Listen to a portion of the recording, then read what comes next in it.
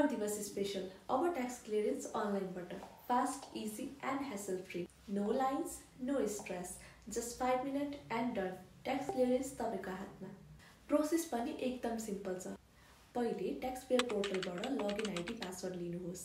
अब tax payer पोर्टलबाट general login गरेर ट्याक्स पेयर सेक्सनमा जानुहोस् ट्याक्स पेयर सेक्सनमा ट्याक्स क्लियरेन्स भन्ने एउटा अप्सन देखिन्छ त्यसमा क्लिक गर्नुहोस् सिस्टममा ग्लिच हो कि रिलगिन गर्ने अप्सन आउँछ अब फेरि लगइन आइडी पासवर्ड राखेर लगइन गर्नुहोस् यो पेजमा तपाईको बेसिक इन्फर्मेसन आर्थिक वर्ष इम्प्लोयरको प्यान नम्बर फोन नम्बर र इमेल राखेपछि यो सबै विवरण ठिक हो भन्ने स्वघोषणा गरेर नेक्स्टमा क्लिक गर्नुहोस्